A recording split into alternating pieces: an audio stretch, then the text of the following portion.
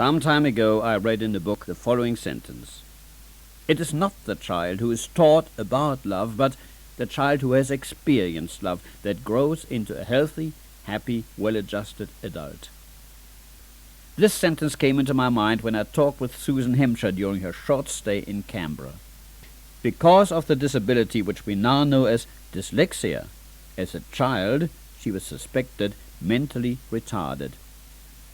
Her early environment, however, which was supportive, warm and loving, helped her greatly to become the delightful person as we know her now.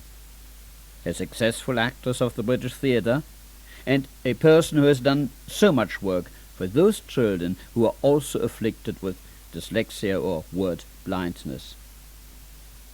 Her first book, Susan's Story, is an autobiographical account of her battle with words, of the strategies and survival techniques she invented. But it is also a message of enlightenment and of hope. And so is her second and latest book, The Maternal Instinct, a book for every woman who longs for the gift of a child. Both books are firmly based on life experiences and are now available in Australia. When she was a child, there was no such label as dyslexia. Children who were handicapped in this way were often described as lazy, slow learners, or simply retarded.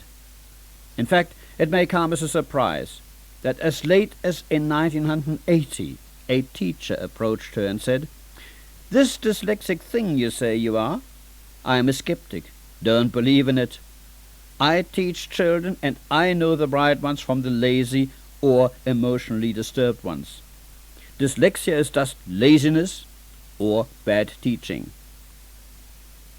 I wanted to seize her by the throat, Susan wrote in her book Susan's Story, and scream at her, "Read The Dyslexic Child by Professor Miles and Reversals by Eileen Simpson, and then tell me you are a skeptic, then tell me a dyslexic is mentally retarded or lazy or badly taught. See if you don't realize that for the first time in your life that you, like many of the educated public, are confused in your own mind when you assume that spelling and reading are linked to a person's intelligence." How much more difficult it must have been 30 or 40 years ago when Susan was a child. I asked her when she first became aware that there was something wrong with her capacity to learn. Well, when I was a child, my parents thought that I was mentally retarded, but they couldn't understand why I seemed to be only retarded in some areas, and why I was so incredibly slow, and what was it that was coming between me and what appeared to be a very bright, normal child in other areas, coming between me and my intelligence, or me and my whatever. Yes. But I've forgotten what the question was again. That's very typical of dyslexic. It's the evaporating memory. You ask them something as you start. I give the first 2 words of the sentence. I say, yes. What did you say? Oh, it happens to me too. I'm dyslexic too, I found out. I touch type, you see, and very often, instead of the K and L here, I get the D and S here. That looks completely, very often it's a sort of a cross effect somehow. Anyway, that's by the way. Yes, when did you become aware and how did it affect you early in life? That was the question. Oh, well, obviously, when I was a child, as I said, my family wondered if I was mentally retarded. And at what age would that have been? I suppose, I can't really remember, but because also when you look back on your life, you don't really remember it as it really is, do you? Yes, you remember it as you've started to build up the memory of your life, which is not always accurate. Yes. Vaguely between 7 and 12. During primary school? Yes. And then, of course, I did think that I was stupid, and to a certain extent, I am. Do you know what I mean? Because there are a lot of things that I cannot do that other people can do. Yes. But I didn't know that I was dyslexic until I was 30. Yes. Didn't know exactly what dyslexia was, because I wasn't I wasn't screened until I was 30. How did you cope in those school years, for instance? You did have you had a program of disguising it, didn't you? Well, the first thing was that I was lucky to be born quite at ease with life, and I was quite willing it didn't worry me that I was the one that always did the washing up or cleared the table or put the coats on the little children or helped with things, you know, pulled out the chairs and put them into rows for the lunch or whatever. So I was quite helpful. You know, I'd be the first to volunteer for the nasty jobs. Yeah. I was very good at spilling ink on my work, letting it get into the rain as I was bringing it into school, so all the words were smudged and you couldn't see them. If I had to read, I would take hamsters out of my pocket, put them on the table. Then the hamsters would be given peas, and by the time that the teacher had got cross and the hamster had knocked the peas on the floor and the children were laughing, it was really too late for me to read. Or everything was so distracted that people were giggling anyway. Yes. I couldn't always get away with this, but I mean, there was, or I would want to go to the lavatory at a certain time, or I would have a cold and couldn't see the page, or... I suppose you were an expert at yes. finding... Of course, I was not aware that I was finding excuses. I didn't, it never entered my mind that I was thinking up things. So it just happened quite naturally that I became very friendly, always with the cleverest children in the class. Yes. I did just pinch the odd, you know, 2 and 6 from my mother, as the money was then called, 2 and 6, buy the sweets on the way to school or a little present, give it to that child, ask her if I could copy her homework, and I didn't ever think that I was doing anything devious or wrong. It just seemed, quite simply, I thought I wasn't even aware that other people weren't having their own method of survival. So it was an unconscious adjustment for you, wasn't it? That's interesting. Now, something I found in your book is the string in my head. Yes. And that is something I was preaching quite often on our show here, and that is you live in a certain world, and you find yourself unable to express it to others. What really goes on in your head? Did you feel that sort of isolation as a child? You know, you remember you said the string in your head, and once it could be pulled out. Oh, but I meant physically I felt it. Yes. I would sit for hours pulling this little piece here. I've got rather a low crown, and I thought that I could get a waxy piece and get it out, and I was convinced that a piece of string was coming out of my head. Then, of course, your mind would think of the whole ball, and then you would keep pulling it, and the whole bit would come out, and so would sort out your brain. But because I was at my mother's school, and I was never in a class bigger than 8, and I was taught by my sisters, and in a very loved atmosphere, very supportive atmosphere, I did not really suffer in the way that the average dyslexic child would suffer in a school today, who hadn't all those advantages. And, you know, my mother being the headmistress meant that the other children were nicer to me. Yes. They were not so inclined to perhaps laugh at me or make fun of the fact that my work was bad, because I was the headmistress's daughter. So you can see that I had a very lucky start. Yes. Yes, I was amazed to read you had to call your mother Mrs. Hampshire, yes, which was quite amusing. But of course, if you say Mum, and the others have to say... Yes, it would be wrong. Yes, and I called my sister Miss Jane and my other sister Miss Anne. Yes, yes. So the whole family was there. That's right, that's right. Yes, the missing element in this, and this is why I was asking you, is really you have an experience of yourself inside yourself. Now, this is mostly symbolic. It can be a string, could be anything. And many children, I believe, have their own world, but they are unable to tell someone else. Did you ever try to say to your mother, now, did you ever talk about the string in your head, or did you just keep it to yourself? I probably did, because I was quite an open child anyway, and my relationship with my mother was pretty close. Yes. And with my sisters. Yes. And anything that I was feeling, I used to find quite easy to explain to people, except for when you get into puberty and the sensation of caring deeply about, for the first time, you know, you might think some boy across the street you've never spoken to is wonderful, that sort of thing, then you start to not be quite so open. Yes. Of course, by the time we arrive at puberty, our personalities are well established. But the importance and the intensity of a child's fantasy world and its realities are vividly described in Susan's story. And Susan belonged to those lucky children who were able to share this inner world with at least one adult who understands or at least accepts this without putting the child down.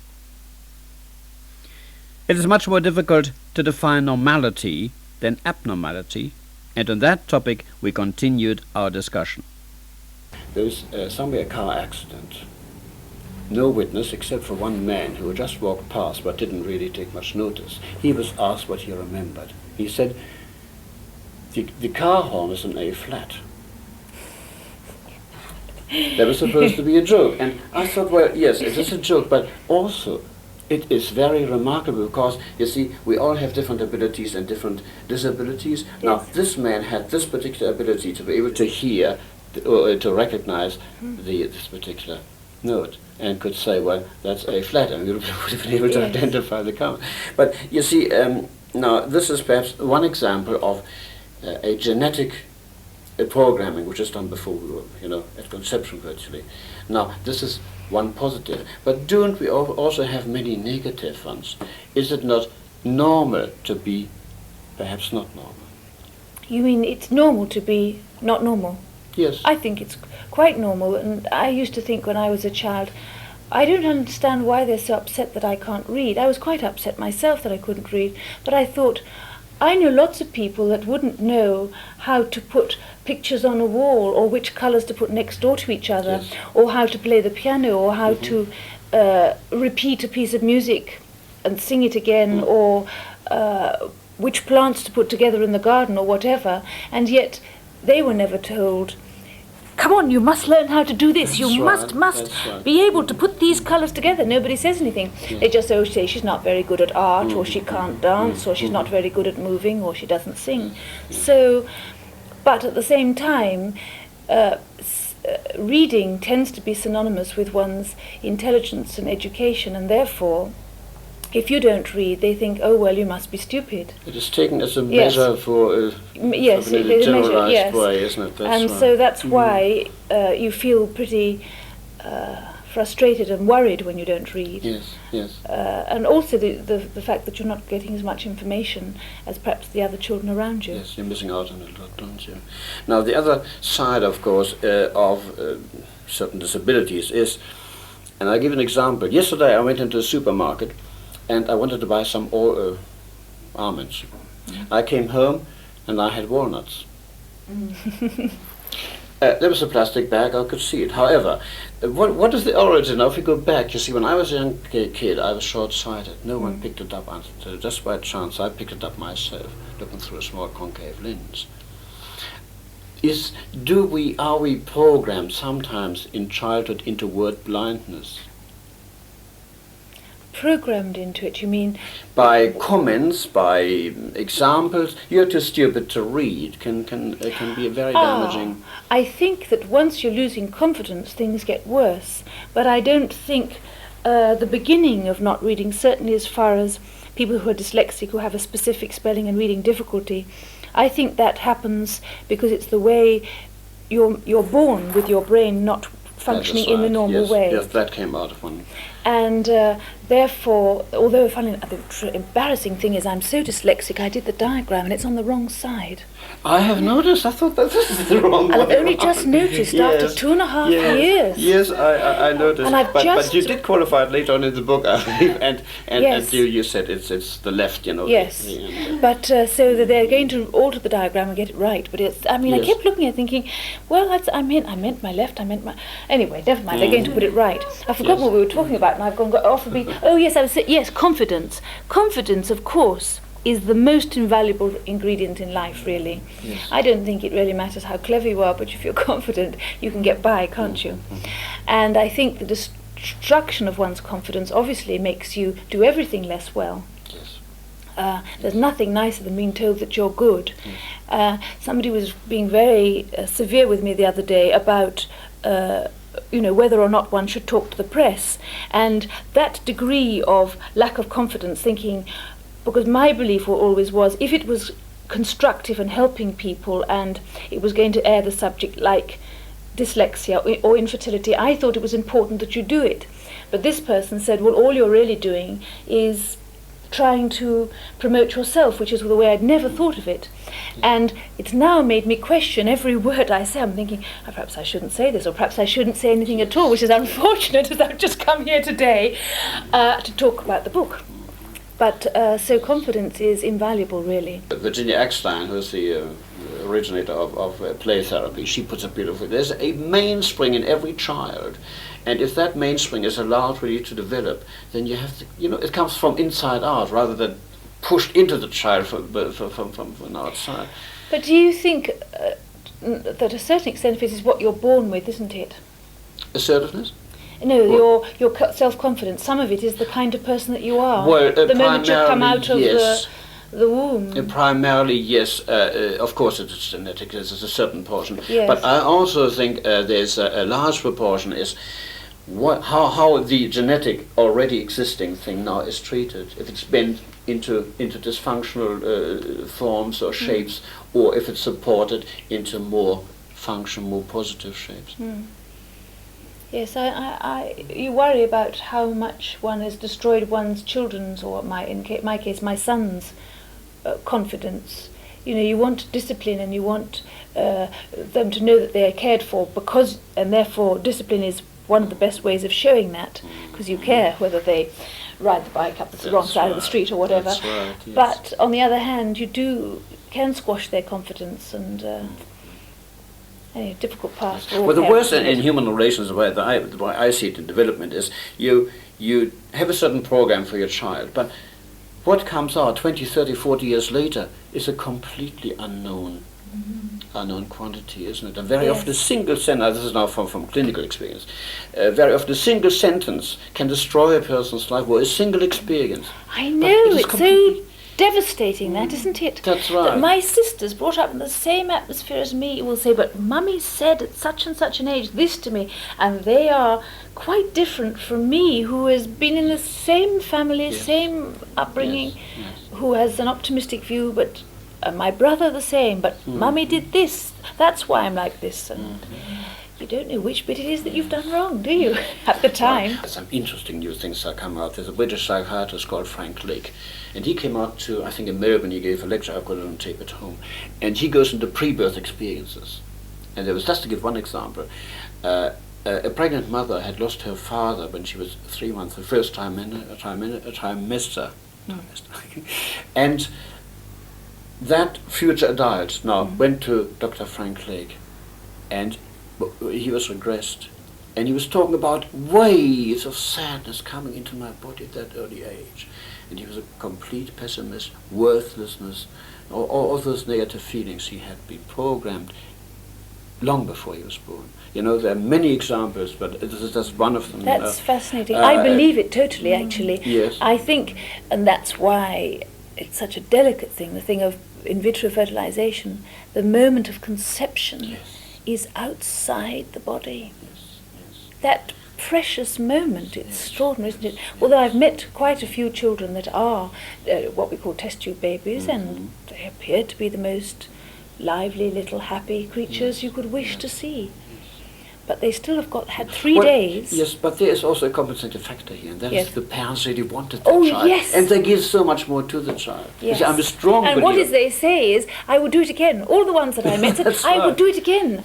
But the waiting list is so long that they're sitting on this list, and of course they don't know that it'll work second time. You see, the bonding effects comes in here, which is, Jean Liedloff is a very famous person who, and another one, Joseph Chilton Pierce. Those people really go right into this. And the moment of birth, and what happens after birth, the touch, the togetherness, this is the only language they understand, kinesthetic, and the first eye contact, how important, it sets the course of a child for the whole life, I think this is one of the greatest still hidden mysteries from the general population. Now, if a couple really wants to have a child, and there's one neurologist from New Zealand I talked to some time ago, and she said the father should prepare himself before conception to have the best. Well, I very much believe in preconceptual health in every way. And people say, I was talking a lot of rubbish, and I'm dared to say this at one of the clinics. I said, well, really, if you're going to be giving test tube babies, you should be preparing the people in every way, not coming along and saying, let medicine do it for us. Any kind of fertility treatment, they should be, giving up booze, all sorts of things, just whilst they're wanting, wanting to conceive. So important. Now, one factor I do also would like to mention is the following. The important factor of the adult's awareness of the feedback which is given by the child. Now, this comes to the second part when I talked about the walnuts, how I was programmed into thing blindness virtually, because faces I find very hard to because before the age of 10 I didn't have this important development in my, what might say, neurostructure, you see, so I'm handicapped to this day to this day in that regard. So you don't recognise the difference between a walnut and an almond? Oh, I do, but unless I make a special effort, you see, that's sort of there's a special ball in between. Yes, of course, but I have to look extra hard to sometimes recognize a face again, or unless I know them well, or recognize even things, you see. and that's sort of there is an early development which is just missing. Now, what is the question again? Oh yes, you are sweet. That really makes me laugh. It's wonderful. What was the question again? Because I keep saying, I'm sorry, what was the question? Yes. Now, I'd like to have your opinion on this. I believe the important factor of when you say educate, teach a child, what the parents, the first teachers is for a certain, the ability of a parent to recognize the feedback you get from the child. I'll give you one example. Now, if a little 3-year-old has a few letters or letter blocks, say, and produces a word and is really keen, now that's marvelous. They possibly learn to read by the age before, 3 or 4 or so. But if another child has the same blocks and it looks like and the body language, they don't want to do it, and the parent pushes, I believe they can do just the reverse and retard the development in, say, reading or so, for years possibly. Yes. But everything that happens I mean, it is so important, everything that happens between, well, the moment you come out and those first 3 or 4 or 5 years. I mean, yes. Even both my sisters run a school, and they say the child that has the breakfast with the mother and father and is brought to school by one of the parents and doesn't go away at the weekends finds it much easier to respond to the teaching or what is happening in the school than the child that has either obviously divorced parents or being sent to school in a chauffeur-driven car or a taxi or by another person or the school bus, and a child that goes away every weekend, which their children seem to find very unsettling. She's talking about the kindergarten 3 to 5. Yes. Mm-hmm. And so obviously everything that you do, but it's very easy to make the mistake as a parent because you think you're helping your child when you say, no, you've got that wrong. Put that C before the whatever it is. You don't know that you're actually damaging your child's confidence, do you? That's right. The child has to find out. The more the child finds out for himself, the better. Yes. But, the real sadness is that we're not educated how to be a good mother or you're taught everything else, aren't you, pretty well? Yes. You see, I could see 2 opinions crashing head on, and that is, and those people are right in their way. They're those experts telling us what to do with our children, and they're very resentful. Anyone who comes along tells them how to bring up their kids. But on the other hand, there is so much knowledge which we have, especially about brain development. And how the structure of knowledge develops over the last 10 or 20 years, which we had never before in history, you see. So there is so much knowledge, and if a young parent discards it and rejects it, they will find by the time the child is in puberty, they can just not make up for it anymore. It's too late. Yes. It's too late. Yes.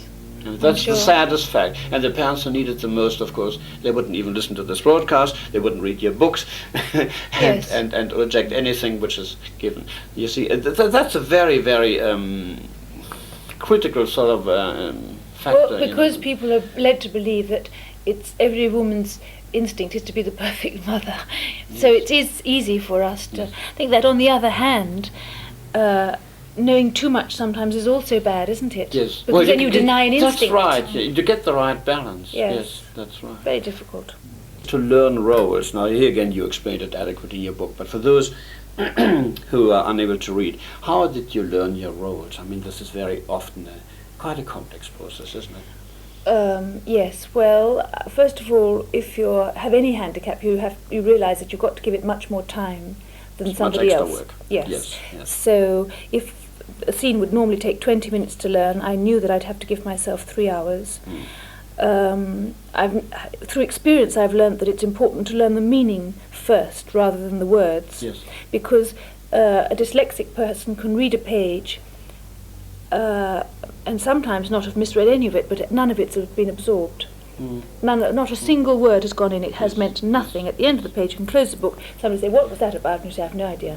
You've just, I don't know, how you could manage to read a page and not see it. So it's very important for you to grasp the meaning rather than the words, because otherwise you can learn in parrot fashion and it mean nothing to you. That's right. I always learn through doing a movement will trigger off. Like putting my hand in my pocket or touching my brow, which is learnt through rehearsals. Yes. But I keep whispering it, and then if I've got to read it aloud for the very first time, I pretend that I haven't learnt it. And all down the page I'll put my own little code of my way of knowing what is on the page. Yes. And then I will pretend that I'm reading it, but in fact what I'm doing is looking at my own code, Yes. which is colours or a tiny picture or a few lines, Yes. which will remind me of what the sentence is. But so, to go back to how I learn it, I don't learn it with a tape recorder, just give myself more time. It has to be the moment of the night, really, when there's no noise, nobody's going to disturb me, and just keep repeating it to myself very slowly, very quietly. A turning point in Susan's thinking must have been when she read Professor Miles' book, The Dyslexic Child. From her book, Susan's Story, I would like to quote her impressions after that experience. It was obviously too late, she says, to repair the damage done to my intellect, but not too late to make sure that others should not suffer. When society allows a dyslexic to sink, through ignorance or prejudice, it is not only the dyslexic who loses. Society loses as well. There are so many examples of young people who, in the last 2 or 3 decades, have licked the problem, overcome it, or managed, with superb determination, to live with it. There's nothing like an obstacle to enrich life. My own life has encompassed more than I ever expected in my wildest dreams, and my small achievements have been far beyond anything I ever expected. Susan continues by mentioning a number of the names of well-known people who were also suffering from dyslexia and succeeded in certain chosen fields. And she continues, "The list of survivors is long, but that of the millions throughout the world who, because of the rough beginning and permanently damaged confidence, fall by the wayside is infinitely longer." End of quote. There's nothing like an obstacle to enrich life. I found that sentence most memorable. What is the element that makes us overcome obstacles in our lives? The interesting thing is that within all human beings there seems to be such an ease for them to lose confidence or to lack confidence or to not believe in themselves. Yes. Whoever you're talking to, you may be sitting on a bus or an underground or anything, you start chatting to somebody and she will say involuntarily, "Well, I've got such fat legs," or, "I walk and I find it very difficult to count my change," or some and then if you talk for longer, you'll find whoever you speak to has some negative view of themselves. That's right. Oh, I'm a bad traveller, or I find it difficult to cope with my children. Whereas, you could be sitting there saying, "I love sitting on buses, I'm an absolutely wonderful mother, I'm a great shopper and I never manage to mess up my change." You know what I mean? I'm taking the simplest things, but people, we all very easily, and then if you have got a real handicap, it actually isn't any worse than the person that's no handicap but still thinks that they've got a disadvantage. Yes, So it's all, my uncle once said, if you believe there's a tiger at the top of the bus, it doesn't matter if nobody else can see it. If you think it's there, it exists for you. Yes. So if you have a handicap or an imaginary disadvantage, if you think it's there, it's real, and Yes. there's nothing Also, you can do about it. If you think it really hinders you. You know, I admire, just to give one example, Marty Feldman, with his dreadful eyes. Yes. Well, he was not a defeatist. He really made a joke out of it and became world famous. Yes. And his husband given much pleasure to me. Indeed he has, It yes. is the attitude inside the person which really makes you. Yes. And There's a very famous, I don't know what you call a small person, a dwarf, midget, Yes. actor, and who he's working all the time, and he's most famous. He is a famous. No, you could say right. I have no chance of being an actor because I'm only 3'9" tall. Yes. So. But in the right role, in the right Yes. conditions, he becomes Yes. a success. Well, Yes. that's really the main philosophy of life. Another thing which is really, I don't know if it's possibly outside this discussion, but still you may have an opinion, and that is phonetic experience. I just got a letter from one of my friends in America here a few days ago, and he has produced a system for phonetic spelling. Now, the English language to me is a rich and beautiful language, and perhaps just because you don't spell and you spell coffee completely different from cough, and because of those traditional ways to spell,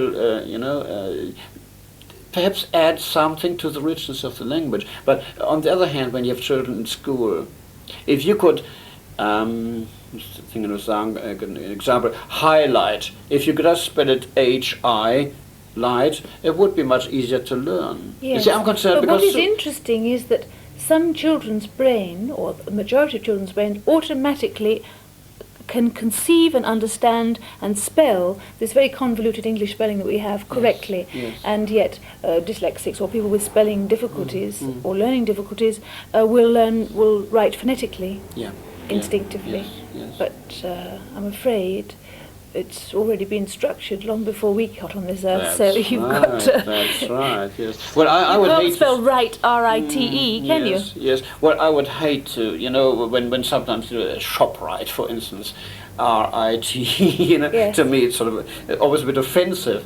But on the other hand, you see, traditions perhaps may not be so meaningful to the younger generation, and trying to cope with the complexity of the language, and spelling is quite important. That's thing. why I find this speed writing quite easy to read. Yes. You know, when they have abbreviations of words and sort of symbols. Yeah, It's that's right. easier. Do you see a difference between dyslexia and word blindness? Well, when I've been dyslexic all my life, but I called it word blindness because I didn't know the word dyslexia. But you mean as people who are word blind is the same as being dyslexic, except that dyslexia can affect the way you write with numbers, and it can affect speech as well as affecting your reading. Yes. Whereas word blindness, one assumes, only affects the fact that you're not reading the word as it's written on the written page. That's right. I have a feeling the first one is genetic. I mean, that has been proven, hasn't it, because of the examination of certain brains. But I have a feeling that very often the children can be programmed into word blindness, because I believe in the early beginnings, like you got a beautiful example when you had your early film experience. Do you think this early film experience may have laid the foundation for your success in life? What it did, which was, I'm not sure if it's good or bad, it gave me a taste for something which is quite extraordinary. If you make a film as a child, you are terribly spoilt. And you have a kind of admiration which no normal child has. You don't ever experience that normally, that kind of special feeling. Yes. And of course you spend the rest of your life, well, not, I haven't spent the rest of my life searching for it, but certainly to a certain extent, much of my early life looking for that again. What happens is that as you mature, you find other things much more important. So I get involved with various causes now rather than pursuing my working life, because that kind of feeling of adulation or whatever it is not as important as it was when I felt inadequate because I was dyslexic, probably. Yes. Do you believe to cope with dyslexia becomes easier as you get older? Well, I believe the whole of life gets easier. And so obviously I think that coping with dyslexia is easier because you just more relaxed about it. And also you're not in competition quite so much as you get older as you are when you're younger. Yes. So, but I would say that supposing I were to go back to being at school and having the same threat and needing to do the same things that I needed to do at school, being dyslexic at my age would not be easier. But I'm out of that competition now. Yes. And therefore, and also I've had a very lucky life, and it's very difficult for me to say something which may not apply to everybody, because I'm in an advantaged position, having had a certain amount of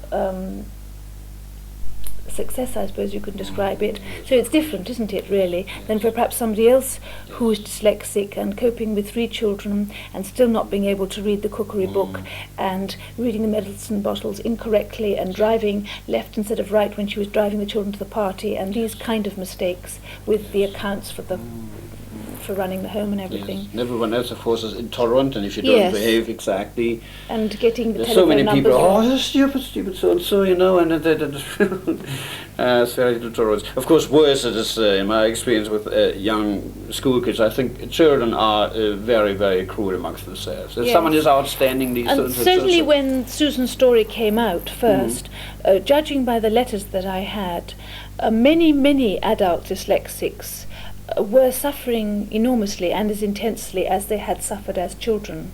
But they didn't know they were dyslexic until they read the book. Yes. Somebody, their wife, for instance, a wife maybe married to a man who had always got her to write the letters, her to do things for him to do with his work. Yes. Yeah. And he had read the book, and then very often it had been quite an emotional experience where he'd started to cry and everything, but it hadn't, you know, he'd still found it as difficult to cope with the difficulty as he had when he was 8 or 18. So I think it's only and I don't think it is easier for people, for the average person, no, really. Yes. Another aspect which came out of your book, now I've been talking quite a bit about labeling. If you label a child into you are retarded or something, which is done more in more damaging ways, I suppose, or more effectively when it's in attitudes, the way you treat the whole child, the way you look at the child, because they are more intuitive, let's face it, aren't they? What was I saying? Labeling. Labeling, that's right, thank you. Your brain's like mine, it goes whoops out of the window from time to time. Yes. In any case, you guys. Yes, we do. now, labeling in many areas can be very damaging, because labeling, as someone said, fixes a situation. If you say to a child, for instance, you are too stupid to read. Now, there are 2 levels. One is the conscious level, oh yes, I'm too stupid to read, but deeper down it becomes a suggestion as effective as hypnotism, one might say, and could grow as the child gets older. So those remarks, I don't believe in negative remarks whatsoever. I've got some young children in special sort of enrichment courses and things. Are these handicapped children, or, I mean, as Both. I indeed am handicapped myself, Yes. or children that are not handicapped? Both. Both. You know, to me, all Yes. children are handicapped Yes. in our societies. They will not ever hear a negative word spoken about them. You are. You know, if it's you are, well, it is factual and it is uplifting, or something they can look forward or work towards. But on the other hand, there's also the other side of labeling, and that is when you have a label or a concept, and you can say to yourself, yes, I am dyslexic, or any other ability, and then you can work up, use that as a reference structure, Susan, and work up from there and find what you're good at and what you can see. It can also be very useful, can't it? Well, certainly for the children that are dyslexic and haven't been screened and don't know why it is that they're not being able to do spelling in the same way as other children and reading other children, it's fantastic when they're told they're dyslexic, because they say, this is my problem, it can be solved. But until that time they thought that they were stupid, which of course they're not, because they're usually of above average intelligence. That's right. So being told, I suppose, what your problem is fine. You know, you have got one leg short of the other. It will always make walking more tiring for you. Just then you say, right, this is what I have to live with, and you learn to adjust to that. Well, in case of a leg, you see, it is comparatively easier because it is a physical symptom. You know, everyone else knows it's there. But one of the coined the phrase, in the world of the mind, we're all blind. You see, you can have a dysfunctional something inherited which prevents you from doing certain things, and you're not aware of it. I was not aware. I was short-sighted until I was completely unaware. I thought that was normal. I was squinting. No teacher picked it up. And good God. Do you is schizophrenia a handicap? Well, here we're getting into an area which is a bit more complex. You see, I am a strong believer again in Ronald Lang, the British psychiatrist, who said schizophrenia is an adjustment to a situation where no adjustment is possible. I know I've been in the same situation. You can be so desperate about something, you become. But is schizophrenia people that are too? You can have a conversation with the same person on a different day, and it seems like that same person hasn't had that conversation with you before and has a completely different attitude the second time round. Yes, indeed. You see, schizophrenia really means disintegration of the personality. I didn't know what it meant, but disintegration is really, it's like bits and pieces which are not bonded together, which are just lying around, like a heap of bricks is not a house. But can they be put together, stuck together? When it comes to really chronic, I believe in prevention.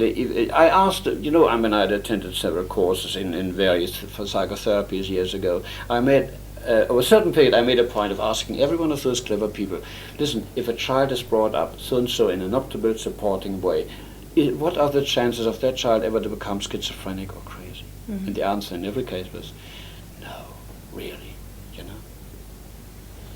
So schizophrenia, of course, is a handicap. Yes, it is one of the worst. But you are not. You mean it develops, or you're born with it? There are many theories, both. You mean so we don't know, like dyslexia, it actually is a section of your brain that isn't working, and you're born that way. Yes. You don't know whether schizophrenia is. Schizophrenia. Here again, I can only give you my opinion. We may have a certain disposition for it when we're born.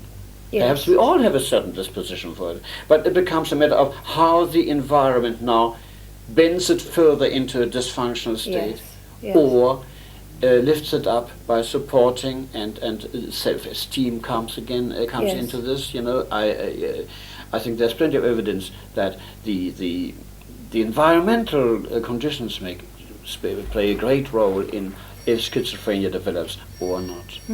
Yes, I'm sure it does. Yes. I mean, there are not many schizophrenics that I've ever met, but it is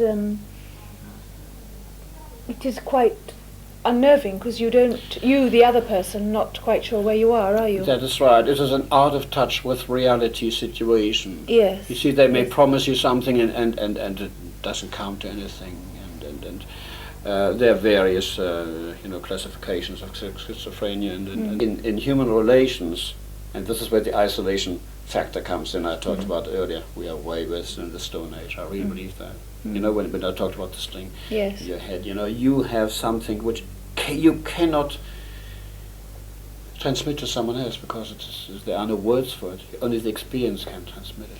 But the interesting thing is that even if you do say it in very articulate words to somebody else, what it means to you does not automatically mean it's going to mean the same thing to the other person. Precisely. I've had conversations with people that I thought I've understood them perfectly, and I've also thought I've been quite articulate. They've gone away with a completely different impression of what I've said because they've heard what they wanted to hear. Yes. But that can happen to anyone. Yes. That's a normal thing. We're talking about communication. It is so difficult, isn't it? Yes, yes. That's right. Yes. I think communication is. That way, everybody can be handicapped. Yes. Communication thing. Yes. Absolutely. Tell me something about remedial teaching. I'd like to ask you, just from 2 points of view, first for children and for adults, how effective, if you are congenially, one would say dyslexic, how effective did you find remedial teaching? Well, I didn't have any remedial teaching till a couple of years ago, and for me, with all my own little tricks which I've devised and put together and all the rest of it, was a bit too late, to be honest. Yes. I found that I couldn't couldn't learn the spelling rules. I found that I was more dyslexic than I had realised, and quite frankly, it was a nightmare. But that was because it wasn't necessary for my survival to be able to absorb that Yes. remedial help at that time in my life, because I'd found my own ways of getting by. But I can only say that I spend a lot of my time working for the Dyslexia Institutes in England, Yeah. and I go around all the centres. And if you go to a centre on a day when the children have only just arrived to start their remedial help, you'll see these nervous, frightened, lacking in confidence children standing with their shoulders hunched up and not wanting to talk, and some of them stammering, and really sad little creatures. And you'll go back to that same institute in 6 months' time, see those same children beaming, confident, rushing to you, telling you what they've done, quite relaxed with the fact that they are dyslexic and that it is not going to Yes. destroy their life Yes. totally or whatever. So basically, if I think remedial help is given in between the age of 9 to 12 is getting on, but anyway, 9 to 12, within 6 months to 2.5 years of, say, 1 to 2 lessons a week, any child, I think, will be back into the normal reading and spelling stream. There's It's just reprogramming the brain, there's really. great hope, isn't Yes. there? Really. Yes. Well, that's interesting. It has to be, I have to say this, given by somebody who is a trained teacher and teaching dyslexic children. Just A well, specialist. yes, he Yeah. cannot be well-meaning one-to-one teaching, because that Mm. doesn't suit the dyslexic brain, I'm afraid. Yes, that's important. Yes.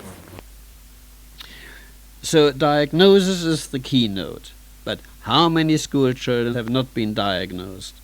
How many children, even now, are blamed for inferior work or stupidity or worse, which is completely outside their control? I talked to the mother of a dyslexic child recently, and she told me about her experience. When her daughter was 11 years old, she went to the teacher to explain about her daughter's disability. The teacher retorted angrily that if her child was dyslexic, then so may well be half the children in her class. The mother approached the schoolmaster, who arranged an examination by professionals. Indeed, they found 3 more truly dyslexic children in that class, apart from some other minor disabilities.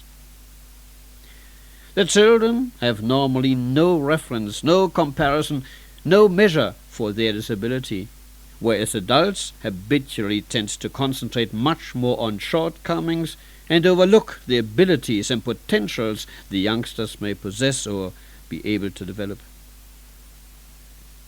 At this stage of the conversation, I remembered that the purpose of Susan's visit also included talking about her second book, The Maternal Instinct.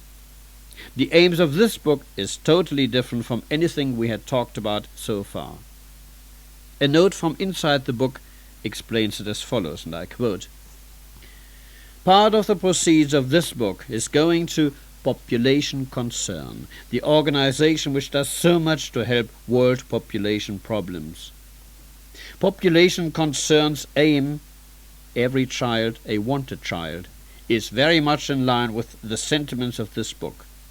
It is a book about women who desperately want children, as opposed to countless millions who are having unplanned and often unwanted children, many of whom will spend their lives starving and living below poverty level." And on a more personal note, I would like to quote a sentence or two from her introduction to the book. "After the birth of my son, a curious thing happened. I became another woman. The woman who had been consumed with working hard on the first Churchills and the Forsyte saga disappeared, and a new one consumed with being a mother and having another child took her place.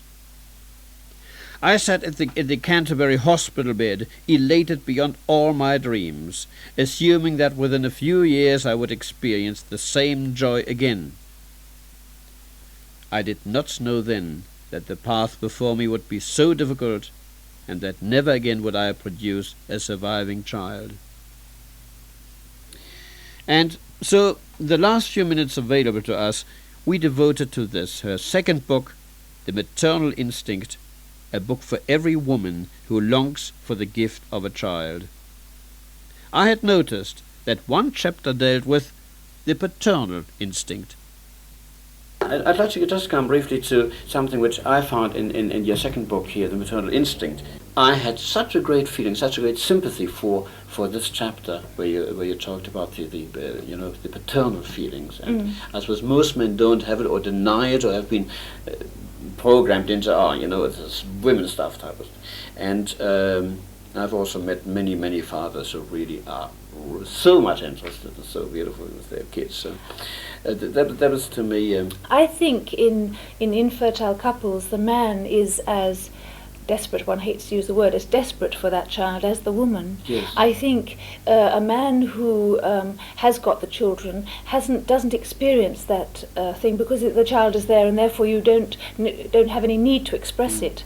Yes. But certainly I talked to a great many men, and I was astonished actually that their passion for the child was as great as the women that I spoke to. Yes. But as you say, it's not accepted that chaps talk about it. You go to the office and... Well, I do believe you're going forward a bit. A bit, yes. But it's a slow process. Another one, which is also slow, is one of my hang-ups, is, and you mentioned this here again in another chapter, the alternative ways of healing, really. And I was greatly impressed by the spiritual healer you went to in Hayward Heath, wasn't it? Hayward Heath, yes. And what he had to say about the whole attitude again, to life, to new lives. I found that fascinating. You mean the attitude about if you wanted to have a child, stop thinking about it in terms of having a child, right. throw away the charts, throw away the thermometer, and go back to loving each other right. with the same kind of passion. It's holistic,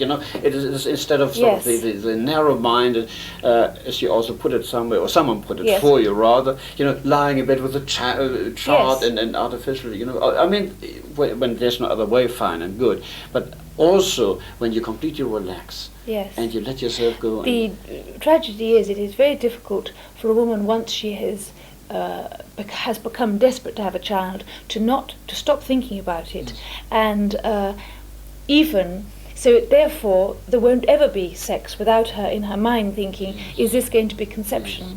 And so what she might have done earlier in her marriage is quite difficult to recreate or get back again, those sort of healthy feeling. Do you know what I mean? Anyway, I'd like to thank you very much, Susan, for your time and for your interest. Thank you very much. Thank you very much indeed. Susan had also told me that she has just written a book, her first novel. It is for girls between the ages of about 7 and 11 years. It is an adventure story about a little girl who stayed with her aunt at the theatre whilst her mother had a baby. The girl doesn't want to stay because she doesn't like the place. Just by accident, however, she finds that the theatre becomes for her a magic place, and unexpectedly she performs in the Nutcracker Suite. So there's something to look forward to for our younger girls. Susan's second book, however, The Maternal Instinct, should be in the bookshops by the time this program goes to air. To summarize briefly, it is a collection of a great number of case histories, of opinions, by people in the field, and many different ideas and approaches in the endeavor of many women, and men for that matter, to achieve their heart's desire, a child. And so we come to a close of In Conversation with Susan Hampshire. This is Peter Schmedding. Goodbye.